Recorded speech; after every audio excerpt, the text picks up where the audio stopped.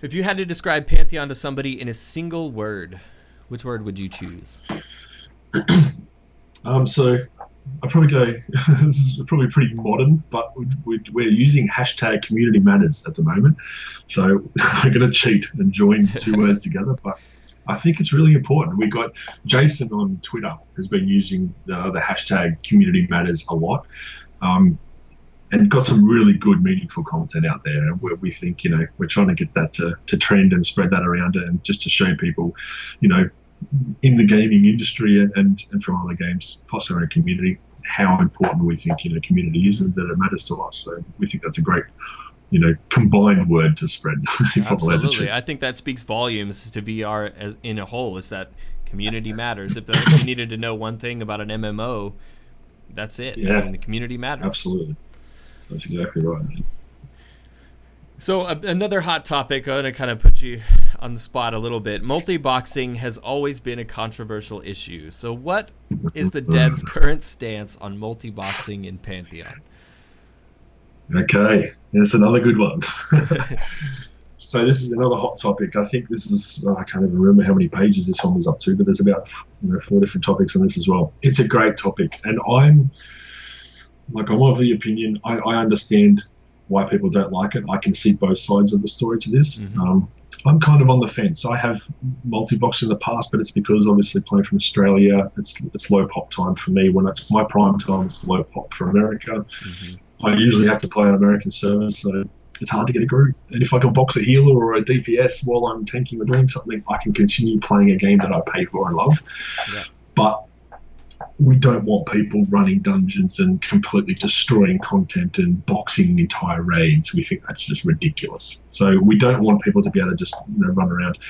We don't have anything against the odd boxed account or two boxed character or two. You will be able to multi-box in that instance. It'll be separate accounts. You'll have to use separate subscriptions and separate monitors and whatever.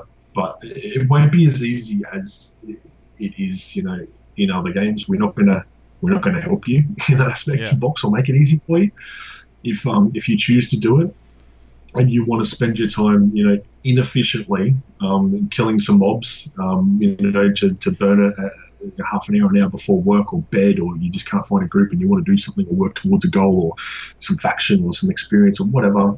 Fine, we're not going to stop you. We're not going to actively seek you out to cut you down. But multi-boxing and gold farming and things like botting are completely different. If you're using a program that's automated, third-party program to play the game or characters for you, then that's something we will step in and address, which will probably result in removals of accounts, banning and things like that, because we won't tolerate those kind of programs. But multi-boxing, if you are a player sitting at your keyboard controlling one or two accounts, running along with a little boxed cleric healing or something, or shaman rooting and healing, we don't see a problem with that, as long as those people in 90% of cases are going to give that extra bot up to go and box class up to go and join a group anyway, because it's a lot more efficient to get XP and play as part of a group and talk to people and socialise. So we're not going to stop it, but it'll be monitored and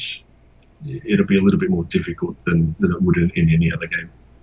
I think that's a good stance. I think most people would agree on that. Of course, you'll have your diehard, true one box only server type people. But I think, like you said, for me personally, my wife plays with me, but she can't always play with me 100% of the time. So, I may log on her account if she's healing and just let her kind of follow me around every once in a while. And then, of course, you join a group and they say, okay, well, we have a full group, you can join, but you're not going to be able to bring your boxed, account that's just kind of sitting there leeching XP. That's, that's fine. So I think that's that's a fair stance on it, and I think most people in the community would agree with that. But of course, you'll always have your diehard, one box not only. Everyone, yeah. But as long as you're not botting and creating an unfair advantage and running around with this boxed army of people going through and just taking out whole zones for yourself, then I think that's fair. Exactly right. So can you describe the current atmosphere around VR at this time? How are the devs feeling about the community's response to the game so far? The atmosphere is great. The devs are loving it. The responses to our two streams and some of our announcements have been incredible. That first stream was amazing. The response we got, I can't even tell you how happy the team was. We were elated. Everyone was so pumped after that stream. Was so laughing and excited in our Skype channels. It was really cool. We didn't know what to expect. We didn't know how people were going to react. We knew they wanted to see our game. We wanted to show it to them. It was the first time ever that we're showing it off live. So many things could have gone wrong. So many things, and they didn't. We had a couple, but that was fine. It's pre-alpha. It's on a dev server.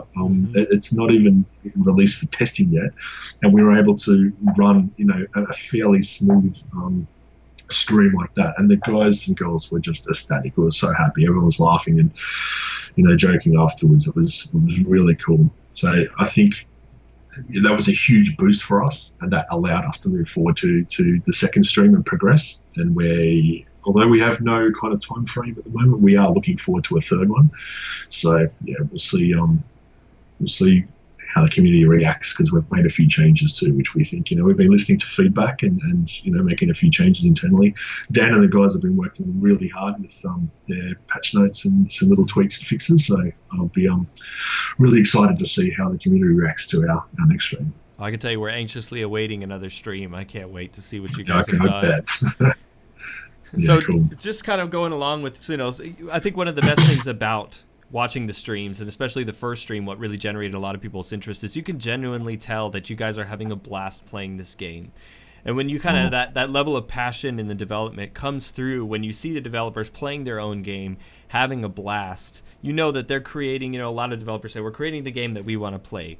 But in VR's case, you can really tell that that's exactly what you guys are doing. Creating the game that you, along with, thousands and thousands of other people have been wanting to see come along for such a long time. And to finally see it kind of coming to fruition is just an amazing thing.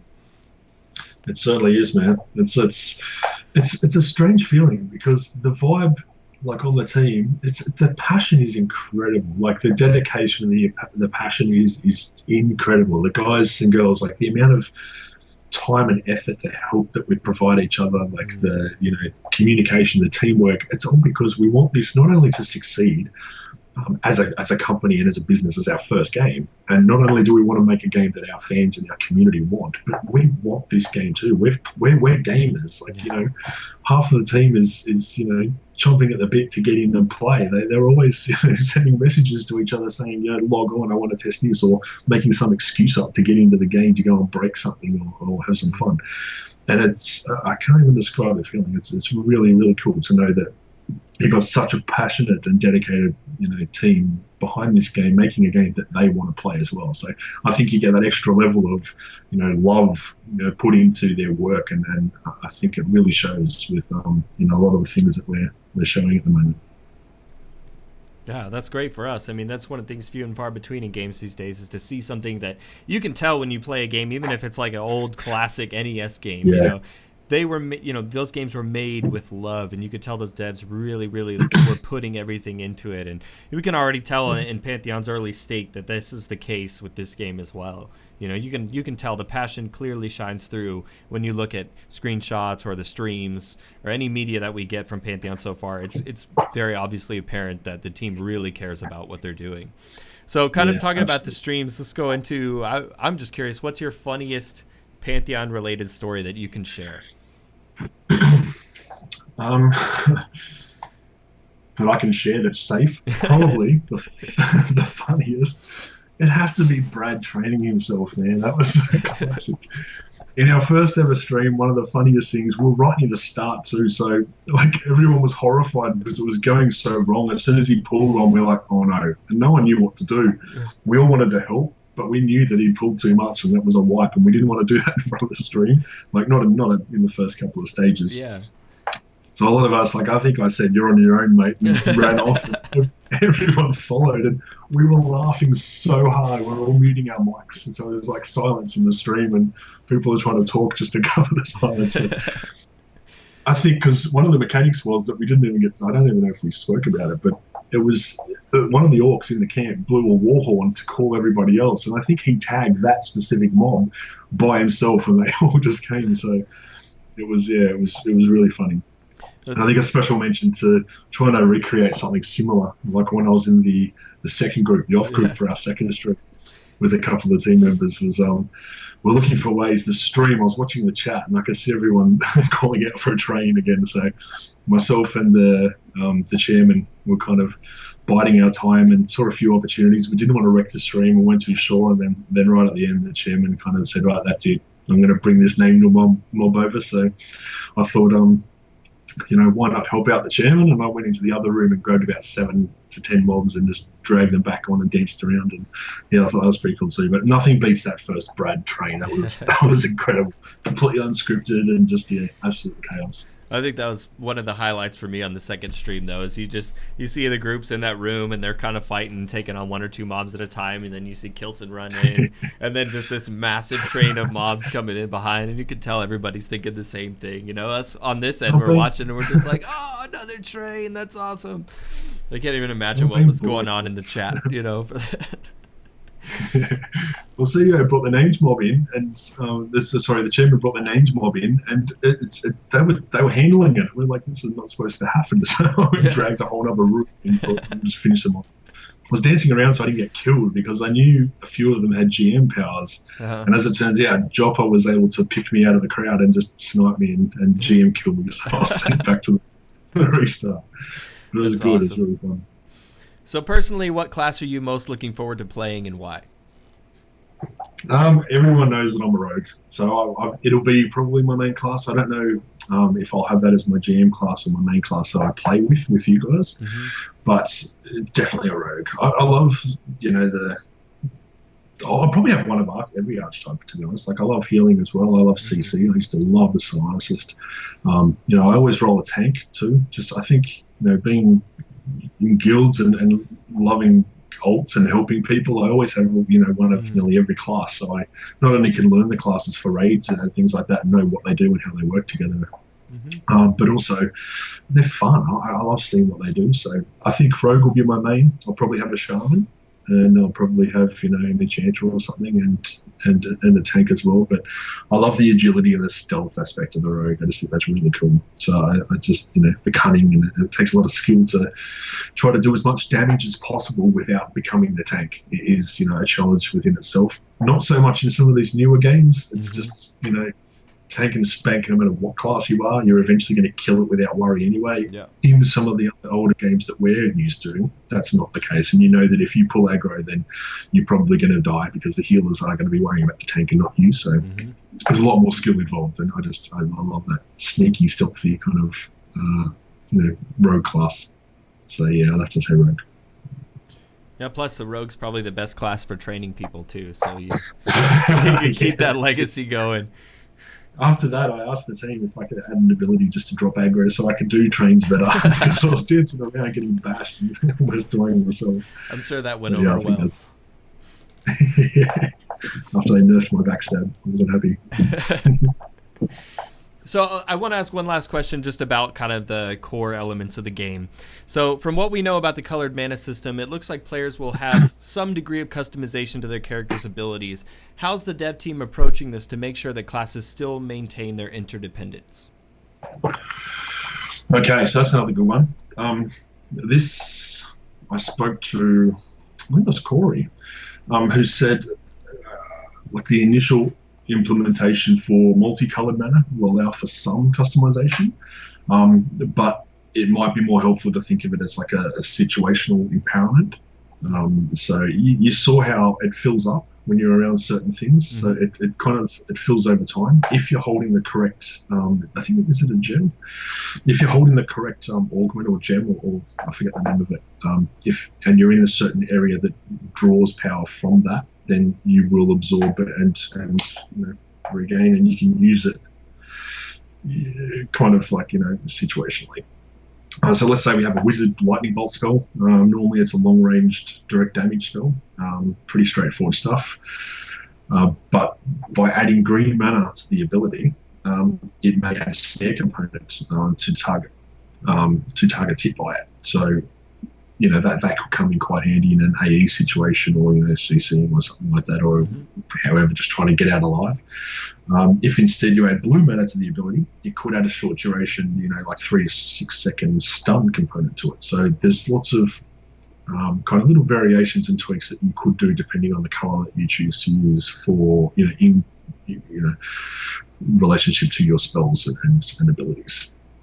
So like the multicolor mana will allow for just a little bit more kind of oomph, from existing abilities, as opposed to radically changing the ability into something completely different, or giving classes access to functionality outside their normal scope. So you're not going to be able to pick up a different colored, use different colored mana to do other classes' kind of spells or abilities, or take their roles off.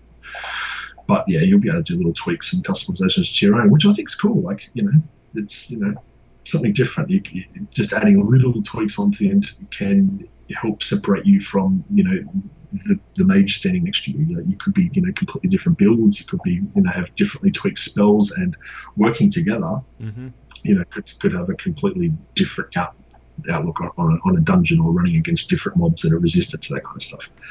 So an example of what you won't see is adding white mana to DPS classes abilities, resulting in huge heal components, or things that could replace the need for a healer, or things like that. So there will be restrictions in place for classes, so you can't just use it as a system to do other classes' jobs, like heal or CC, but there will be little aspects there to just make it interesting and more fun, I think.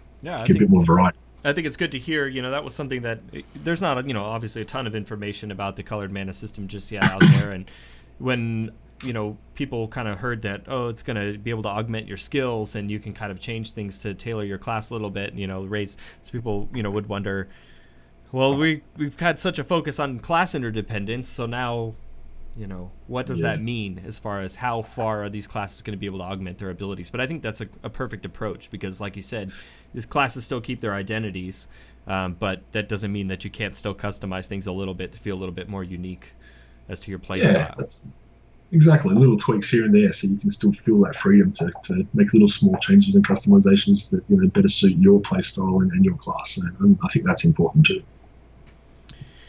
So we're going to go ahead and wrap things up here, but I want to give you one last opportunity to kind of talk to everybody and let them know, what would you say to someone who might be on the fence about pledging and supporting the game to sway them to take the plunge?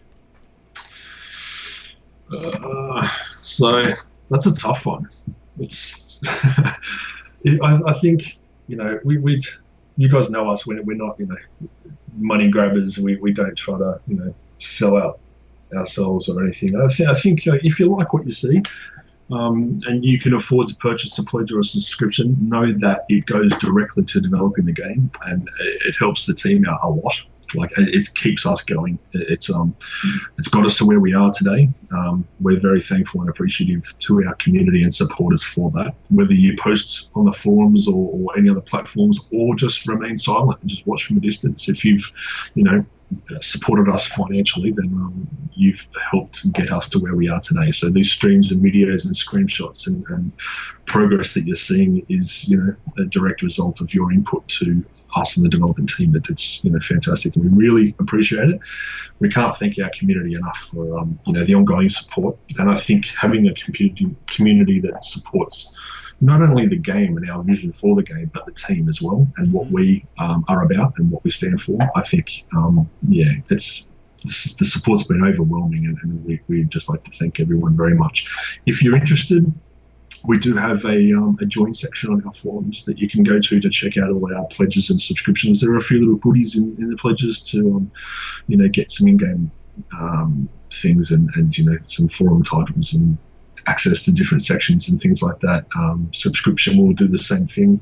And if you don't, you just want to follow us, we've got Twitter and Facebook and our official forums, and we appreciate any support, whether it's financial or just, following us and, in spirit or telling a friend about us or something, just showing support or, something like that. We don't care what it is. We're thankful for anything we get, and we really appreciate the community. And we hope it continues.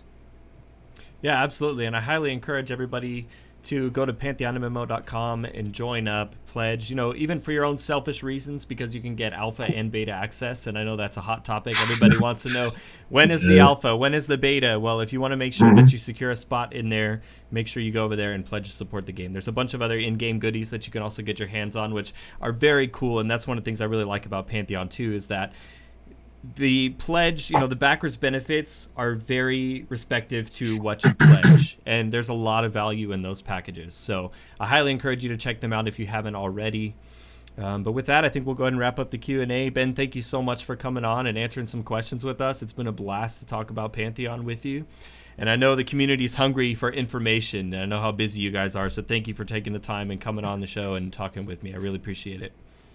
Mate, I really appreciate you having me on. It's been a pleasure. Thank you very much. And yeah, any information I can get out to the community is, you know, I'll try my best. I really appreciate the work you're doing, and, you know, other community sites like yourself. We really appreciate the support too. So whenever we can jump in and help out, take that opportunity. So thank you. Well, this concludes the video, guys. I know if you're as big a fan of Pantheon as I am, then you're constantly hungry for more information regarding the game's development, and I hope that this video was able to shed some light on VR's design philosophy and maybe answer some questions that you had for yourself as well. Now, of course, I'll be continuing to cover Pantheon's development. As we get more information, I will be sure to put out more videos, so be sure to subscribe to the channel if you haven't already so you don't miss out on my regular updates. Please be sure to like this video. Your support really helps me out a lot, and let me know in the comments what questions you want answered, and if there was anything that you were particularly wondering about, let me know if I was able to answer them in this video. You can also follow me on Twitter at BrainBeanGaming, and as always, thanks so much for watching, and I'll see you guys next time.